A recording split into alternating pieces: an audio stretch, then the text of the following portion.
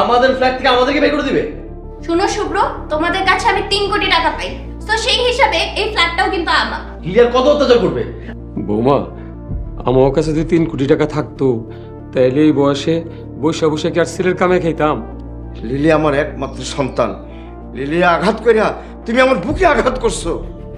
ছোট সাহেব, যদি লিলি আপা এত রাইতে আমার বাড়ি থেকে বাইর না করে দিত তাহলে আজকে বিল্লালের কিছু হইতো না। বাবারে, জন্ম মৃত্যু বিয়ে এই সবই আল্লাহর হাতে। বিল্লালের মৃত্যু হয়তো বা এইভাবেই লেখা ছিল। জব্বার মুসি, এই জব্বার মুসি, বাড়িতে আছো? কাকা, আপনি একটা কথা কই, কিছু মনে করেন না। আপনি যে মোটা গলায় মুসি করে ডেকে যে সুখ পাইতাছেন, এটা কিন্তু ভুল সুখ। মুসি হওয়া কোনো দোষেরও না, পাপেরও না। এই আমার মুখের উপর কথা কস, আর চোখে চোখ রেখে কথা কস, এত বড় সাহস তোর? এই শুভ্র তোর বাড়িতে আসে কেন? শুভ্র আমার বাড়িতে আসে কেন সেটা শুভ্ররে গিয়ে জিজ্ঞাসা করেন। আমার বাড়িতে খাড়াই আমার মাইয়ারা শাসাইতাছে। খবরদার, আমার মাইয়ারা শাসাইবেন না। 2 বছর আগের কথা ভুইলা যান। এই এই তুই কি করবি? হ্যাঁ, এই তোর মায়ের মাটির মধ্যে পুইতে ভালো মুখ, তুই কি করবি? কি করবি মুক্তির বাচ্চা? করবো আমি? হ্যাঁ, চামড়া কাটার ছুরি কলার মধ্যে বসাই দিব। তওবা করার সুযোগ পাইবেন না। এই তোর খারাস কেন? বান হালার পান ওই খাম্বার লগে বান, খাম্বা। আমার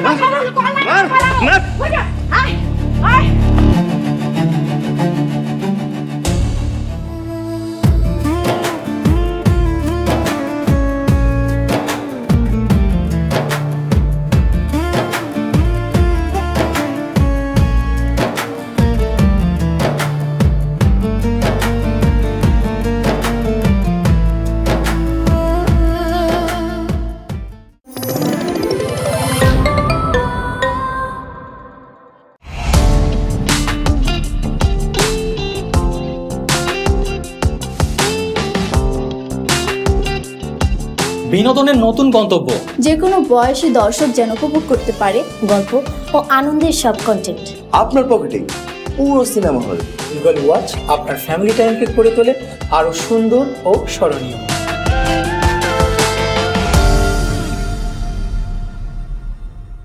প্রিয় দর্শক, এক্সক্লুসিভ এই কন্টেন্টটি উপভোগ করতে এখনই গুগল প্লে স্টোর থেকে ডাউনলোড করুন ইগল ওয়াচ অ্যাপ।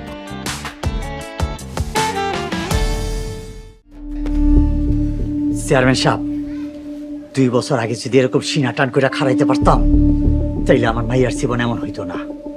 অনেক অত্যাচার করছেন, আর সহ্য করুম না। কাকা, আমি মুচির মেয়ে, অতি সাধারণ আমগো জীবন। এই জীবনের কি দাম আছে আপনি কোন? পোকামা করেছি, দয়া করে আমগো দুঃখ কষ্ট নিয়ে বাঁচতে দেন। যদি 2 বছর আগের মতো এইবার আমগো উপরে অন্যায় সিদ্ধান্ত চাপাই দেন, এবার কিন্তু ছাড়ুম না। লাগলে আমরা 3 জন মইরা যামু। আল্লাহর ওয়াস্তে আমগো মতো থাকতে দেন। দেখো, আমার মাইয়ার লিলিরে অনেক শখ করে বিয়ে দিছিলাম, কিন্তু আমার মাইয়া শুভ্রর সাথে বিয়ে হওয়ার পর একেবারে সুখী না। আমার মাথাটা তো ঠিক নাই, আর শুভ্ররে এই বাড়িতে বারবার আসতে দেখা আমার মাথাটা আরো খারাপ হয়ে গেছে। দেখেন কাকা, মাত্রই আমার স্বামী মারা গেছে, আপনাকে দিলে কি কোনো রহম নাই? শুভ্র সাহেব ঢাকা হাসপাতাল থেকে লাশ নিয়ে আইসা মাটি দেওয়া পর্যন্ত আমগো পাশে ছিল, এর বেশি কিছু না। তার সাথে আমার আগেও কিছু ছিল না, এখনো কিছু নাই। মা, আমি বুঝতে পারছি মা, আমার ভুল হয়েছে মা। আমি তাহলে যাই জব্বার। চেয়ারম্যান সাহেব, আপনি ভুল বুঝতে পারছেন, আপনার অনেক ধন্যবাদ। এখন আপনি যান।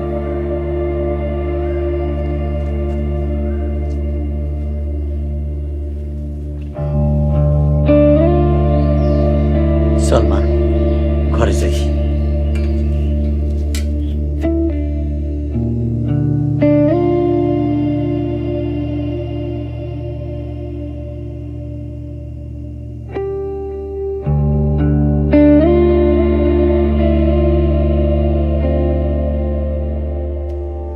চেয়ারম্যান সাহেব, আপনি ঠিক আছেন তো?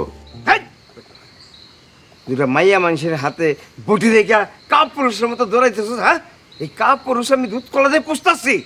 ভুল হয়ে গেছে চেয়ারম্যান সাহেব, মাফ করে দেন। এটা কি আপনারা বেশি মারধর করছে? এই, জুতা তোর দাঁত সব ফেলাই দেবো। এই ইউনিয়নে এমন কে আছে আমার উপর হাত তুলে? মারে নাই যেহেতু তাহলে কি হাত জোর করে মাপসা পার পাইছেন? এই জুতার বাড়ি খাবি? একেবারে জুতা তোর শেষ করে বলো। মুসির বাচ্চা মুসি, আমার লোক এরম করলি? এই শোন, এই বিষয়টা কেউ যেন না জানে। যদি জানে তবে দুইটার আমি জিন্দা পুত্তা ফেলাম। কেউ জানবো না চেয়ারম্যান সাহেব। জব্বর মুসি, তুই আমার শেষ নাই। আগে লিলির বিষয়টা সুরাহা হোক, তারপরে আমি তোর শেষ দেহ।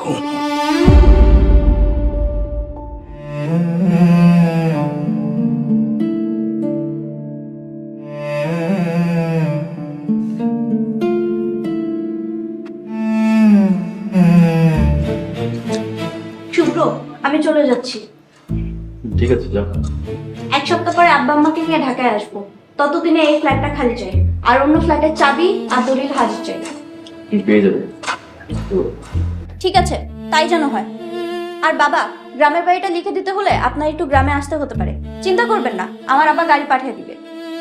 মাগো, শেষ পর্যন্ত তুমি আমাকে পথে বসায় চাল্লা, বাড়ি ঘর সব লিখে নিবা। বাবা, তুমি চুপ করো তো। চুপ করব? কিভাবে চুপ করব? এই বাড়িতে তোরা 2 ভাই বোনে জন্মাইছি। আমার 26 বছরের স্মৃতি আমি কিভাবে ভুলে যাব বল? তোদের দাদার বাড়িটাও চলে যাচ্ছে। আর একটা ফ্ল্যাটের ভাড়া দিয়ে ব্যাংকের লোনের টাকা শোধ করতাম, সেই ফ্ল্যাটটাও চলে যাচ্ছে। আমরা তো পথের ভিখারি হয়ে যাচ্ছি। আর কিভাবে সহ্য করব? আম্মা, আপনি এমন ভাব করতেছেন যেন সবকিছু আমিই জোর করে কেড়ে নিচ্ছি। আমার আব্বা যে 2.5 কোটি টাকা দিছে, দেয় নাই? 50 লক্ষ টাকা তো দেনমোহরের টাকা। আপনারা কি দেনমোহরের টাকাও দিবেন না? লিলি, আমরা তো সবকিছু মেনে নিয়েছি। তুমি এখন যেতে পারো। নিচে তোমার বাবার গাড়ি এবং লোকজন অপেক্ষা করছে, জিনিসপত্র সব তোলা আছে। মাগো, তোমার কাছে একটা কথা জানতে চাই। তুমি আমাদের কাছে আসার পর থেকে তোমার যত্নের কোনো কমতি রাখি, তারপরও তুমি আমাদের ছেড়ে কেন চলে যাচ্ছ? কেন চলে যাচ্ছে জানতে চান? আমি শুভ্রকে যে স্বপ্ন আর আশা নিয়ে বিয়ে করেছিলাম, বিয়ের পরে দেখি স্বপ্ন আর বাস্তবতার মধ্যে অনেক তফাৎ। এই টানাটানির জীবনে আমি এত কষ্ট করতে পারবো না। তোমরা কষ্টে থাকতে পারো, আমি পারবো না। আসি।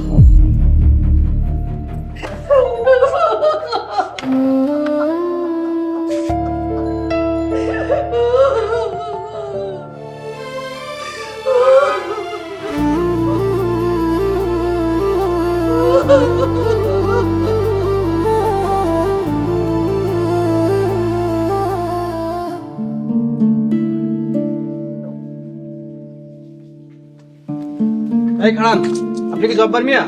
হ্যাঁ স্যার, আমি জব্বার মিয়া। কি হয়েছে স্যার? চেয়ারম্যানের ছাগল চুরির অপরাধে আপনাকে গ্রেফতার করলো। এ ধরো। আস্তাগফিরুল্লাহ স্যার। স্যার বিশ্বাস করেন স্যার, আমি নির্দোষ। আমি কোনো চুরি করি নাই স্যার। নাকি আপনি থানায় গেলে স্যার আমার ছাইরা দেন স্যার। ও স্যার, আমি চুরি করি নাই স্যার। ভালো কাজ করছে তো। মুসির বাচ্চার একটা জন্মের শিক্ষা দিছে। ঠিক কইছো। ও তো জানে না চেয়ারম্যান কি জিনিস, আর জ্ঞানের সীমাবদ্ধতা, বুঝছো? আর একটা শিক্ষা দেওয়ার দরকার ছিল, দিলাম। হ্যাঁ, ওই যে মুসির মিয়া আইছে আপনার লগে দেখা করতে। যা, পাঠিয়ে দে। ঠিক আছে। মুসির একটা শিক্ষা দিছে, মুসির মাইয়া আইছে, ওর শিক্ষাটা। কাকা, আব্বারে পুলিশে ধরে নিয়ে গেছে। পুলিশে ধরে নিয়ে গেছে? আরে কেন কেন ধরে নিয়ে গেছে? এমন ভাব করতেছেন মনে আপনি কিছু জানেন না। আপনার চুরির মামলায় তো আব্বারে পুলিশে ধরে নিয়ে গেছে। মারে মামলা করছে ঠিকই, গত রাতে আমার একটা ছাগল চুরি হয়েছে, কিন্তু আমি তো কারো নাম দিই নাই। পুলিশে তোর বাপের ধরে নিয়ে গেছে এইটা তো আমি জানি না। তাইলে কি ছাগলটা তোর আব্বাই চুরি করছে? এই জব্বর যদি চুরি করছে জানতাম তাহলে কি আমি মামলা করতাম? থাক কাকা, আর নাটক করা লাগবো না। নিজের ছাগল আমগো ঘরের পিছে বাইন্দা রেখা আমার আব্বারে চুরির মামলায় ফাঁসাইছেন। এর বিচার একদিন আল্লাহ করব। মারে, তুই ভুল বুঝতেছস। এই তুমি একটা ফোন দিয়ে দাও তো জব্বরের জন্য কিছু করা যায় কিনা। এখন আর কিছু কইলে কাম হইব না, আর মামলা এখন কোর্টের দিকে চলে গেছে। থামেন কাকা, আমার একটু হইলেও পড়াশোনা আছে, আমি মূর্খ না যে আপনারা আমারে যা বুঝাইবেন আমি তাই বুঝুন। শুনেন কাকা, কর্মফল বললেও একটা কথা আছে, আর প্রত্যেকটা মানুষের তার কর্মের হিসাব দিতে হইব, আর আপনাদেরও দিতে হইব। আরেকটা কথা, আপনারা আমার আর আমার বাপের সাথে যে অন্যায় করছেন তার ফল আপনারা একদিন পাইবেন, কথাটা মাথায় রেখে। শকুনের দোয়ায় কি আর গরু মরে?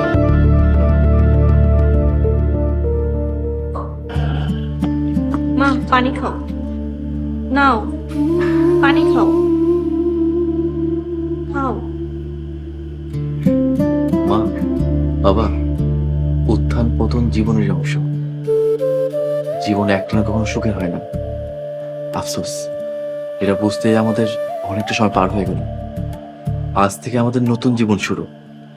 আশা করি এই জীবন গত 2 বছরের জীবনের চেয়ে অনেক বেশি সুখের হবে, আনন্দের হবে। বাবারে, আমাদের জীবন তো প্রায় শেষ। তোদের দুইটারে নিয়েই আমার যত চিন্তা। আমরা তো নিঃস্ব হয়ে গেলাম, তোদের জীবনও নষ্ট করে দিলাম।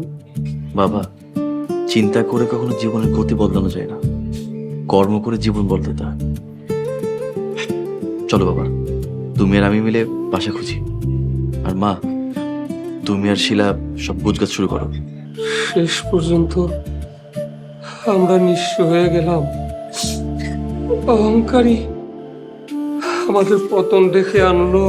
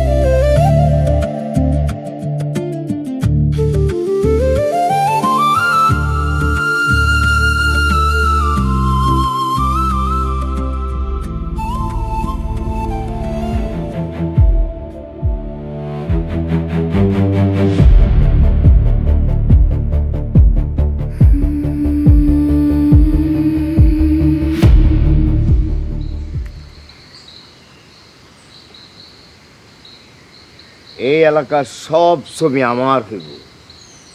এখানে আমি হাউজিং স্টেট করব, আর হাউজিং স্টেটের নাম হইব লিলি হাউজিং স্টেট। জি স্যার। ভাই আমরা তো কোনো কথা কবি না, একদম চুপ। চল বেটা, ভাই ভাই ভাই চল ভাই। চেয়ারম্যান সাহেব, এই হলো সাবদ্ধ, হলো শ্যামল, এই দুটোর কথা বলছিলাম আপনারে।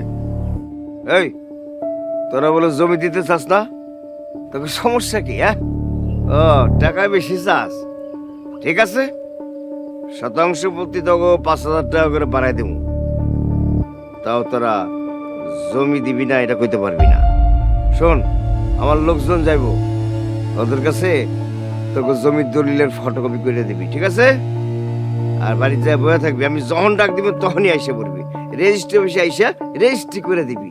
হুজুর, এই জমি বিক্রি করুম না, এই জমি বিক্রি করলে আমরা খামো কি? আমাকে একটু দয়া করেন হুজুর। এই তোরা কি জমি খাস? জমির মাটি খাস? হ্যাঁ, ব্যাককল কোরআনকার জমির মাটি খায়। হুজুর, এই জমি চাষাবাদ করে আমাদের সংসার চলে, এই জমি দিয়ে দিলে আমাকে বউ বাচ্চা না খেয়ে মরবো, আমাকে একটু দয়া করেন হুজুর, এই জমি নিয়ে না আমাকে থেকে।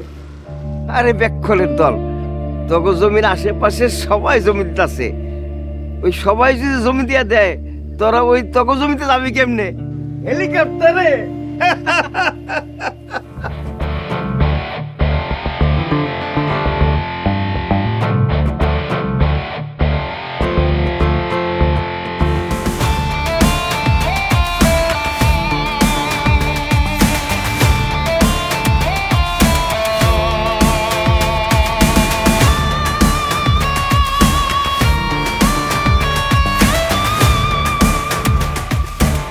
আসসালামু আলাইকুম চেয়ারম্যান সাহেব।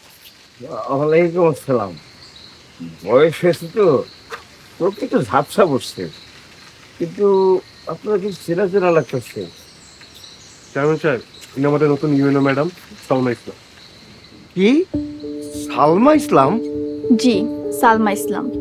পিতা জব্বার মিয়া, গ্রাম পূর্ব বৈরাগী, ইউনিয়ন বৈরাগী, থানা। আরে আর কইতে হবে না মা, তোর আমি চিনছি।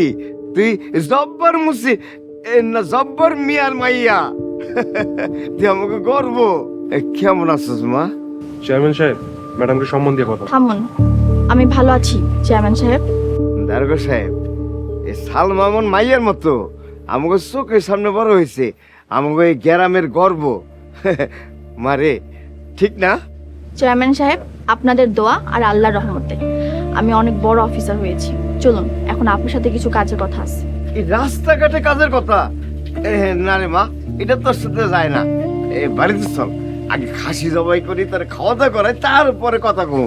না চেয়ারম্যান সাহেব, আগে কাজ শেষ করি, তারপরে বাকি কথা। চলুন, আপনার সাথে বসে কথা বলি।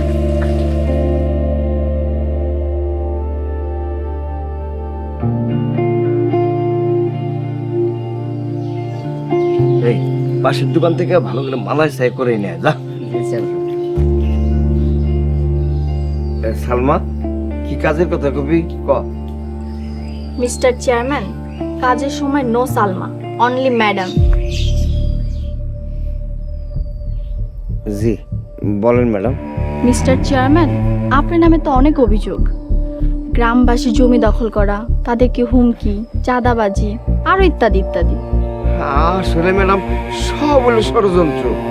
এই বিগত 30 বছরের 20 বছর ধরে আমি চেয়ারম্যানই করতেছি। আমার প্রতিপক্ষ আমার নামে সব বদনাম ছড়াইতেছে। ও তাই নাকি? তা শুনলাম আপনি নাকি হাউজিং করবেন। তা কৃষি জমি ভরাট করে কি হাউজিং করছেন?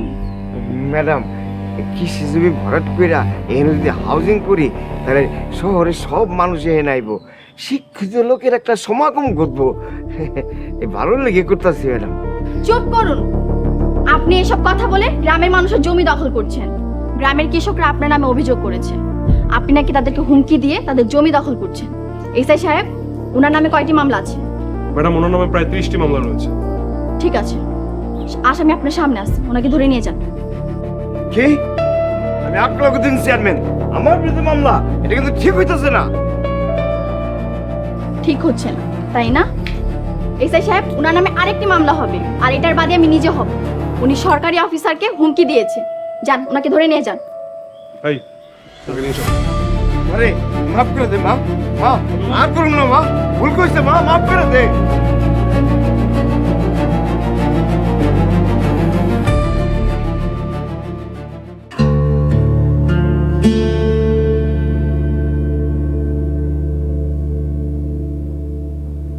ম্যাডাম, আপনি কি এখন এই স্কুল পরিদর্শন করবেন?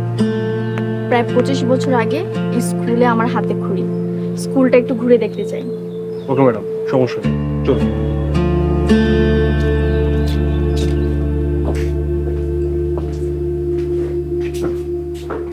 ম্যাডাম, স্কুল ছুটি হয়ে গিয়েছে, স্যার টিচার্স রুমে কাজ করতেছে। ওনাকে খবর দিয়েছি, উনি একটু পরে আসবেন। ওকে, তাহলে আপনারা বাইরে ওয়েট করুন, আমি এখানে বসতেছি। চলুন।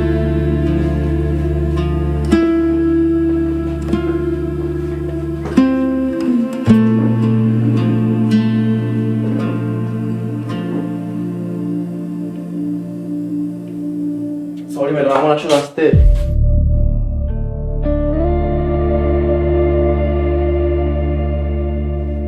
ছোট সাহেব, আপনি এখানে কেমন আছেন? জি ম্যাডাম, ভালো আছি। No madam, just Salma. Okay madam, sorry Salma. তা আপনি কি স্কুলের হেডমাস্টার? জি ম্যাডাম, সরি সালমা। তুমি হয়তো জানো না, বিল্লাল ভাই মারা যাওয়ার পর আমার বাবাও মারা যায়। তারপর তো আমার ছোট বোনেরও বিয়ে দেই। তার কিছুদিন পর মাও মারা গেল, তাই শহরে আর মন টিকলো না। গ্রামে এসে স্কুলে চাকরি নেই, তারপর তো হেডমাস্টার হয়ে গেলাম। আই এম সো সরি, আমি তো এগুলো জানতাম না। আপনার সাথে কত বছর পর দেখা, প্রায় 8 বছর। তাই না ছোট সাহেব? প্লিজ আমাকে ছোট সাহেব বলবে না, শুভ্র বললেই হবে। ওকে মিস্টার শুভ্র, গ্রামে এসে আপনার দেখা পাবো আমি আসলেই ভাবিনি। দেখা হয়ে ভালোই হলো। আমি আসার পর এই স্কুলে এত বড় সরকারি অফিসের কখনোই আসে নাই। আমি আপনার জন্য চা নাস্তার ব্যবস্থা করি প্লিজ। না না, তা দরকার নেই। ছোটবেলার স্কুলটা একটু দেখতে এসেছিলাম। তাছাড়া আজকে রাতটা গ্রামের বাড়িতেই থাকবো, বাবা মাও আছে। আপনি একটু বিকেলে আসুন না আমাদের বাড়িতে। নিশ্চয়ই আসবো। সালমা, তোমার মনে আছে তোমাকে বলেছিলাম তুমি একদিন অনেক বড় অফিসার হবে? দেখেছো, আমার কথাই সত্যি হয়েছে। তোমাকে দেখে অনেক ভালো লাগছে। হ্যাঁ, আপনি তো আমাকে সাহস দিয়েছিলেন। থ্যাংক ইউ সো মাচ শুভ্র। এখন আমি আসি। আসসালামু আলাইকুম। ওয়ালাইকুম আসসালাম।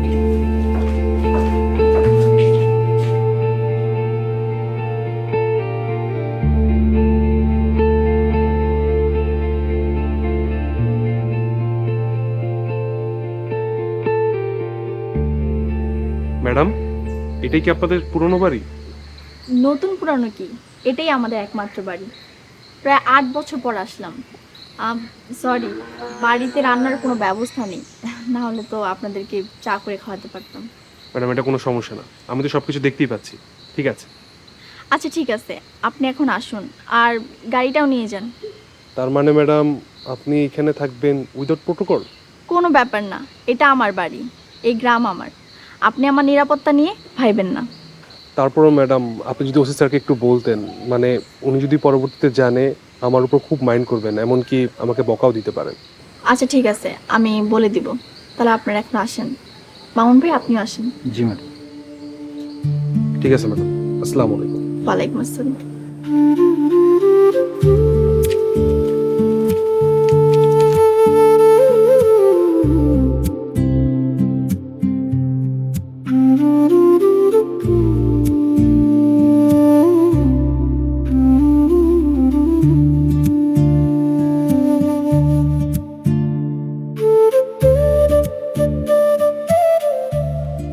সালমা, তুই আয়া পড়ছস? তোর কাজ শেষ? বাবা, তোমরা কই গেছিলা? পাশের বাড়ি থেকে 2 দিনের জন্য হাড়ি পাতিল ধার করে নিয়ে এলাম। আর আমি আইসেই তো বাজারে চলে গেছি। বাজার থেকে নদীর টাটকা মাছ, গ্রামের টাটকা শাক সবজি এগুলা কিনে নিয়ে আইছি। এই, তুমি যাইয়া পাকঘর পরিষ্কার করো, আমি ঘর থেকে বাজারগুলা নিয়ে আসি। তোমরা রান্না করবা, তাহলে আমি কি করবো? তোর যা খুশি তুই তাই কর, তুই ছুটি কাটা আরামে, আমরা গিয়া রান্না বসাই। যাও তাড়াতাড়ি গিয়া পরিষ্কার করো, আমি ঘরে গেলাম।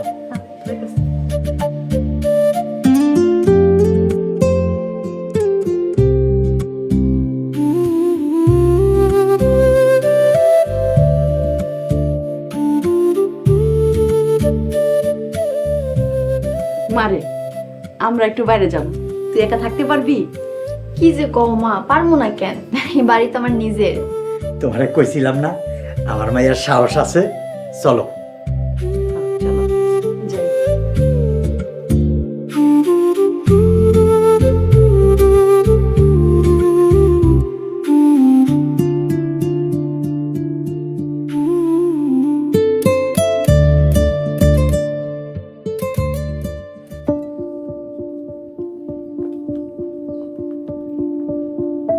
সালমা, সালমা, কাকি আপনি? আসসালামু আলাইকুম। ওয়ালাইকুম আসসালাম। শুনলাম তুই অনেক বড় অফিসার হইছস? জি কাকি, সবই আল্লাহ পাকের ইচ্ছায়। তা আব্বা আম্মা তো বাসায় নাই, তারা আসলে পরে আসেন। সালমা আপা, আমরা আসলে তোমার কাছেই আসছি। মারে, তুই বড় অফিসার হইয়া পুরানো দিনের প্রতিশোধটা তুইলে নিলি। লিলের বাপে তোরে বিয়া দিছিল, তোর উকিল ভাব হইছিল, সব ভুলে গেছস। এখন বড় অফিসার হইয়া তুই তারে জেলে ঢুকাইলি। সালমা আপা, এটা তোমার দ্বারা একদমই আশা করিনি। তোমার মনে যে এত হিংসা জীবনে কল্পনা করিনি। সালমা, তুই তোর অতীত ভুলে গেছস? কিচ্ছু ভুলি নাই কাকি। লিলির সাথে শুভ্র বিয়ে দেওয়ার জন্য আমারে জোর করে বিল্লালের সাথে বিয়ে দিছিলেন, করুণা করছিলেন, তাই না? আমার আব্বারে বিনা অপরাধে জেল খাটাইছেন, মারছেন, মনে আছে? মারে, সব ভুলে যা, মাফ করে দে মা তারে। তোর হাত জোর করে অনুরোধ করতেছি মা, তারে মাফ করে দে। মাফ? লিলি যখন আমার মধ্যরাতে বাড়ি থেকে বের করে দিছিল, তখন আমি বিল্লালকে নিয়ে বাড়ি ফেরার পথে ছিনতাইকারীর ছুরির আঘাতে বিলাল সেখানে মারা যায়। মনে আছে? ও, তাহলে কি তুমি আব্বারে জেলে ভইরা তার প্রতিশোধ নিতেছো? প্রতিশোধ যদি আমি নিতে চাইতাম সেটা অনেক আগেই নিতে পারতাম। আর কাকা কেন জেলে গেছে জানেন? গ্রামের অসহায় চাষিদের জমি জোর করে দখল করছে কাকা। তার বিরুদ্ধে 30টা মামলা হয়েছে। তাহলে এখন চিন্তা করেন, একটা মামলার যদি 5 বছর সাজা হয়, তাহলে তার তো কমপক্ষে 150 বছরের সাজা হবে। আর কিভাবে বললেন তাকে ছেড়ে দিতে? মারে, দয়া করে রে, মাফ করে দে। ওনার অনেক বয়স হয়েছে। আর এসব মনে রাখিস না মা, সব কিছু ভুলে যায়, তোর মাফ করে দে মা। ঠিক আছে, যদি ওনার মুক্তি চান তাহলে অসহায় গরিব কৃষকদের জমি ফিরিয়ে দিতে বলেন। আর আপনারা এখন আসতে পারেন। আসসালামু আলাইকুম। সালমা, মা আমার কথাটা শোন। সালমা, মা, এভাবে কাজ হবে না। বুঝতে পারছি, চলো।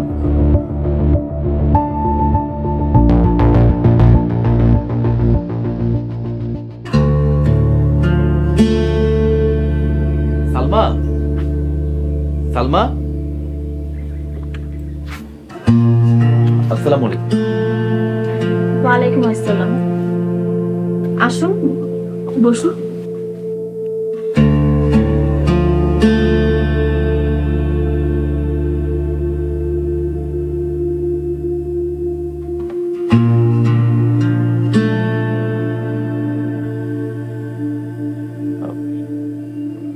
কাকা কাকিকে দেখছি না, ওনারা কোথায়? তারা তো একটু বেড়াতে গেছেন, অনেক বছর পর বাড়িতে আসছে। তারা বাড়িতে এসে তো ভীষণ খুশি। তারা তো বলছে তারা এই বাড়িতে থেকে যাবে। আমিও বলছি, এত বড় সরকারি বাসভবন ছেড়ে কেন এখানে থাকবে, আর আমি এখানে একা কি করে থাকবো, এটা নিয়ে তারা একটু বিপদেই আছে। তা তো স্বাভাবিক। এই বাড়ি, এই গ্রাম, এখানে তাদের কত স্মৃতি জড়িয়ে আছে। তাদের শ্রেষ্ঠ সময় এখানেই পার করেছেন তারা। তা শুভ্র সাহেব, কিভাবে আপনার আপ্যায়ন করতে পারি বুঝতেছেনই তো। একদিনের জন্য বাড়িতে আসা, তেমন কোনো ব্যবস্থাও নাই। না না, আমাকে নিয়ে চিন্তা করতে হবে না, আমি তো এই গ্রামেরই ছেলে। তা তো দেখতেই পারতেছি, আপনি গ্রামেরই হয়ে গেছেন। তা আপনার ছেলে মেয়ে কয়জন? আসলে লিলির সাথে ছাড়াছাড়ি হয়ে যাওয়ার পর আমি আর বিয়ে করিনি। তাছাড়া বাবা মা নেই যে বিয়ের জন্য তাড়া দিবে। বোন মাঝে মাঝে ফোন দিয়ে বিয়ের জন্য জোর করে, এক কান দিয়ে নিয়ে আরেক কান দিয়ে বের করে দেয়। সালমা, তুমি বিয়ে করেছো? আর বিয়ের ইচ্ছে নেই। আব্বা আম্মা তো সুযোগ পাইলেই বিয়ের কথা বলা শুরু করে। এই আপনার মতোই, এক কান দিয়ে শুনি আরেক কান দিয়ে বের করে দিই। এখন আমার কাছে আমার ক্যারিয়ার, মানুষের সেবা করা, এটাই টপ প্রায়োরিটি। সালমা, বিয়ে করেও ক্যারিয়ার করা যায়, মানুষের সেবা করা যায়। তা হয়তো যায়, আমার ব্যাচের ম্যাক্সিমাম কলিগই ম্যারিড। তারপরও ঠিক সাহস করে উঠতে পারি না। তা আপনি ঢাকা ছেড়ে গ্রামে পার্মানেন্ট হলেন, আপনার শহরের ফ্ল্যাটে কে থাকে? ঢাকার 2টা ফ্ল্যাট, বাড়ি, সবকিছু লিলির নামে লিখে দিতে হয়েছে। হোয়াট? কিন্তু কেন? আমার লিলির কাবিন ছিল 3 কোটি টাকা, সেটা শোধ করতেই সবকিছু লিখে দিতে হয়েছে। 3 কোটির মধ্যে 2.5 কোটি টাকা ছিল লিলির বাবার কাছে আমাদের দেনা, আর 50 লাখ টাকা ছিল দেনমোহরের।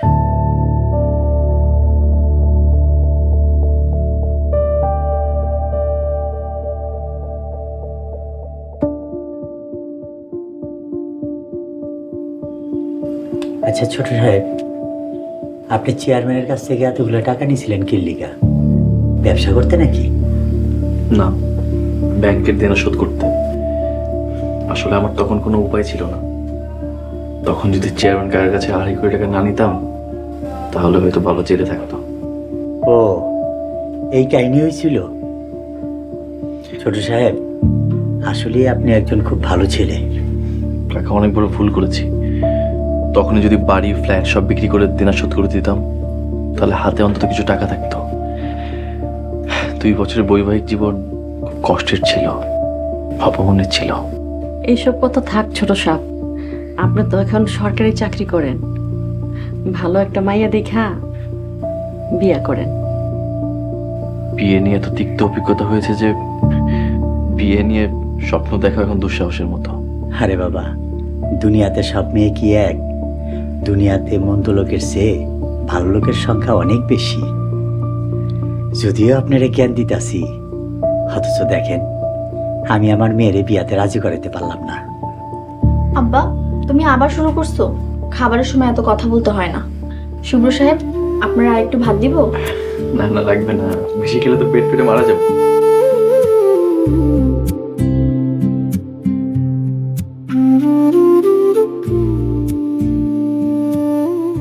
সালমা, তুমি থাকো, আমি আসি। দোয়া করবেন আল্লাহ পাক যেন সুস্থ রাখি, আর আমি যেন সবসময় সঠিক পথে থাকতে পারি। অবশ্যই দোয়া করবো, ভালো থেকো। আপনি কিন্তু আপনার বাড়িতে আমার দাওয়াত দিলেন না। আসলে আমি ছোট্ট এবং সাধারণ একটা বাড়িতে থাকি, অগোছালো। তারপর তুমি আসতে চাইলে আসতে পারো, যে কাউকে বললেই হবে হেডমাস্টার বাড়ি যাও, দেখিয়ে দেবে। ছোট হোক বা বড় বাড়ি হোক, এটা কোনো বিষয় না। আমাদেরও তো একটা সামান্য বাড়ি। যদিও আপনার বাড়িতে কখনো যাওয়া হবে না, একটু দুষ্টামি করলাম, প্লিজ কিছু মনে করবেন না। না না, কিছু মনে করিনি। তুমি আসলে আমি সত্যি খুব খুশি হব। তারপরও আসার আগে একটা ফোন দিয়ে আসলে খুব ভালো হয়। ফোন কিভাবে দিব? আমার কাছে তো আপনার নাম্বারই নেই। তুমি চাইলে আমার নাম্বারটা রাখতে পারো। আচ্ছা বলেন। 01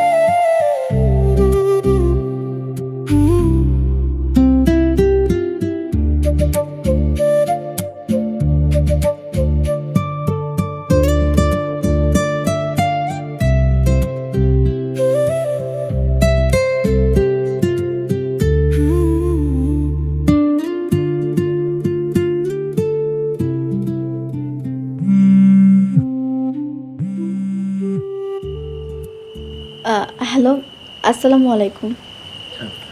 ওয়ালাইকুম আসসালাম। শুভ্র সাহেব, আমি সালমা বলছি। তো তুমি কি কালকে আসছো? কালকে কখন আসছো, সকালে নাকি বিকেলে? না না, আসবো না।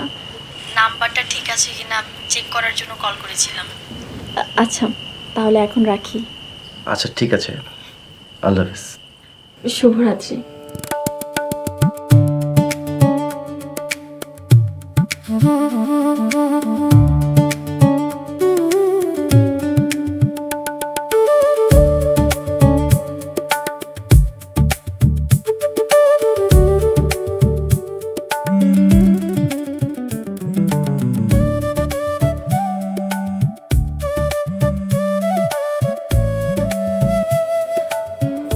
হ্যালো, আসসালামু আলাইকুম।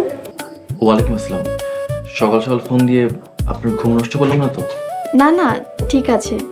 ছুটির দিনে ফজরের নামাজ পড়ে ঘুমাই, আর অন্যান্য দিনে ফজরের নামাজের পর আর ঘুমাই না। তাই আজকে একটু বেলা করে ঘুমাচ্ছিলাম, কারণ আজকে তো ছুটির দিন। যাই হোক, মানে আপনি কোনো দরকারি কল করেছেন? না মানে স্কুলের অন্যান্য ব্যাপারে কিছু কথা বলতাম, কাল গল্পে সব ভুলে গেছি। তাহলে এক কাজ করুন না, আপনি আমার বাড়ি চলে আসুন, একসাথে নাস্তা করতে করতে শোনা যাবে। আচ্ছা ঠিক আছে, আমি আসছি, এখন ফোন রাখি। আচ্ছা ঠিক আছে।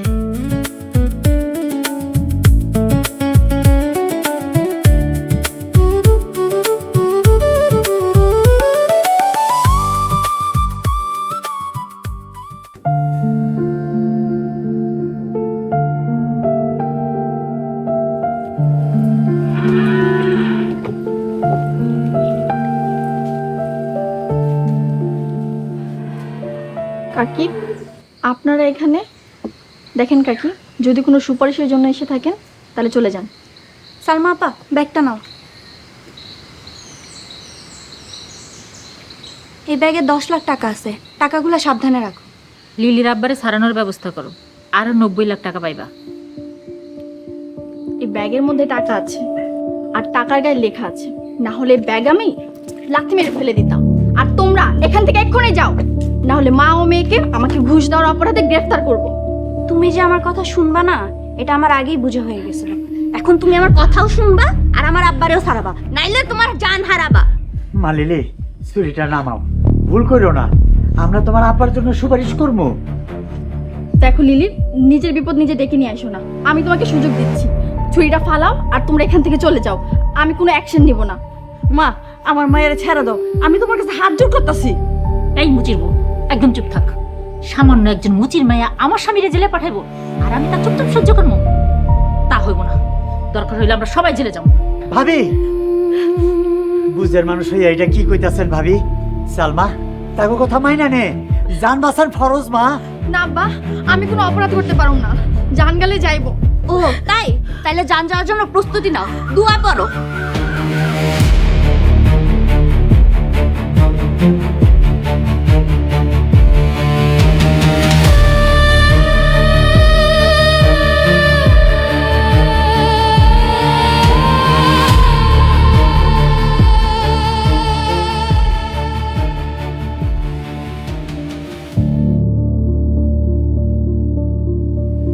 এসআই সাহেব, ওইখান থেকে ওই ব্যাগটা নিয়ে যান। ওই ব্যাগের মধ্যে 10 লক্ষ টাকা আছে। ওনারা যে আমাকে ঘুষ দিতে চেয়েছিল তার এভিডেন্স। ওকে ম্যাডাম, এই ওনাদের নিয়ে চলো, আসুন।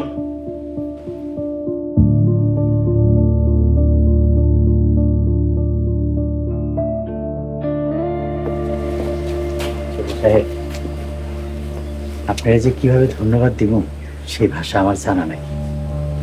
আপনি আমাকে অনেক উপকার করলেন, দেশের উপকার করলেন।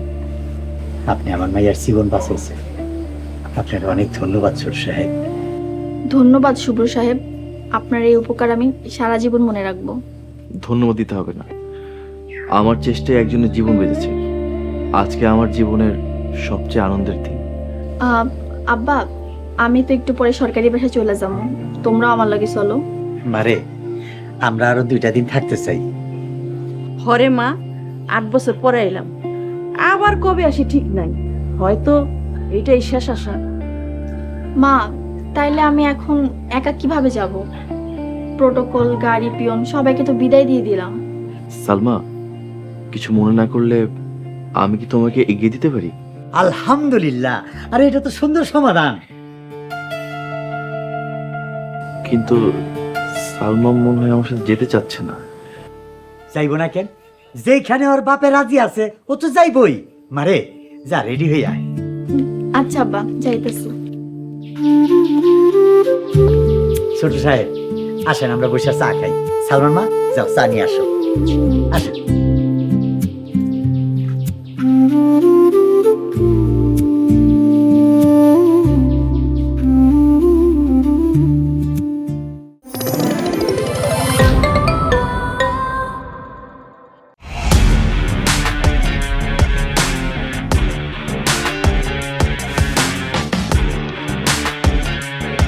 বাংলা বিনোদনের নতুন গন্তব্য। সময় কাটুক গল্পের জগতে। Movie, web series, drama, comedy আর মিউজিক। Limitless entertainment. সুস্থ বিনোদনের প্রতিশ্রুতি। ক্লাসিক থেকে ট্রেন্ডিং সবকিছু এখন হাতে। Eagle watch.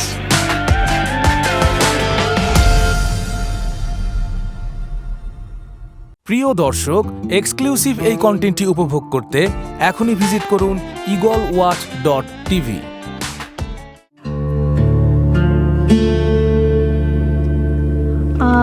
কষ্ট করে আর 5টা মিনিট দাঁড়ান, গাড়ি এখনই চলে আসবে। কষ্ট হবে কেন? অবশ্যই দাঁড়াবো, দরকার পড়লে 3.5 দিন দাঁড়াবো। দায়িত্ব যেহেতু নিয়েছি, দায়িত্ব পরিপূর্ণ পালন করতে চাই। কিন্তু আপনি তো আমার জন্য অনেকটা পথ হেঁটে আসছেন, যেতে তো আপনার একটু হলেও কষ্ট হবে। না না, ডোন্ট ওয়ারি, আমি একটা অটো করে চলে যাব। যদি কিছু মনে না করো, একটা কথা বলতে চাই, বলবো? হ্যাঁ বলেন। আসলে অতীত মানুষকে কষ্ট দেয়। একজন নারীর জীবনে একজন পুরুষের দরকার আছে। আল্লাহ হযরত আদম আলাইহিস সালামকে সৃষ্টির পর হাওয়াকে সৃষ্টি করেছেন। তার মানে নারী পুরুষ একে অপরের জন্য আল্লাহর নিয়ামত।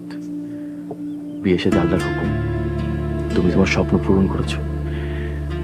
এবার তুমি বিয়ে করে তোমার বাবা মাকে নিশ্চিন্ত করো।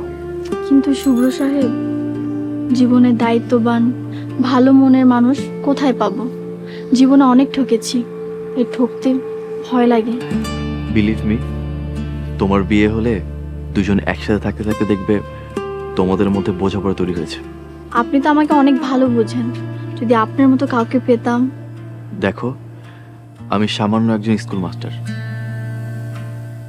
অর্থে সম্মানে কোনো দিকেই তোমার যোগ্য না। বুঝতে পেরেছি, বিব্রত করার জন্য আই এম সরি, আমাকে মাফ করে দিবেন। আমি মানুষে মানুষে ভেদাভেদ করতে পছন্দ করি না। যদি ভালোবাসা থাকে, অল্প আয়ও মানুষ সুখী হয়। শুভ সাহেব, আপনি বাড়ি চলে যান, আমি একাই যেতে পারবো।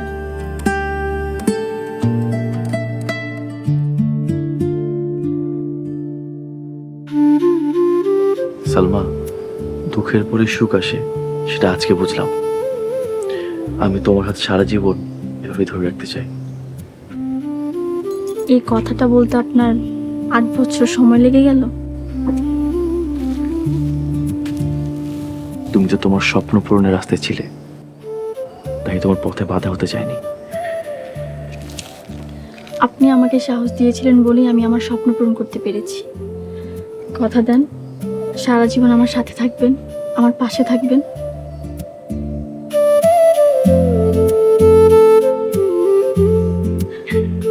কথা দিলাম, সারা জীবন তোমার সাথে থাকবো।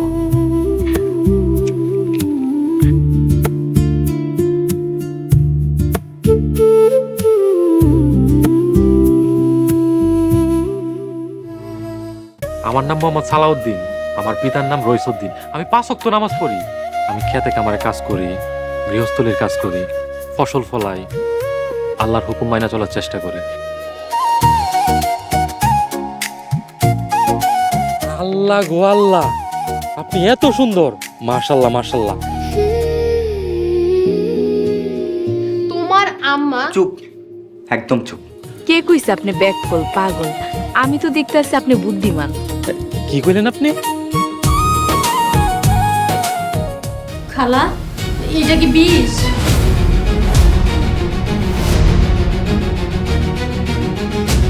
একটু খালি ধৈর্য ধর, দেখ আমি কি করি। এই বাড়িতে কেউ একজন আছে যে আমারে অনেক বেশি ভালোবাসে।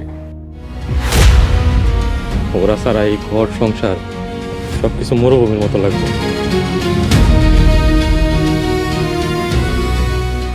সবাই আমার ব্যাককল কয়, সবাই আমার কত নির্যাতন করে, কত অত্যাচার করে, ঠিক মতো খাইতে পারি না।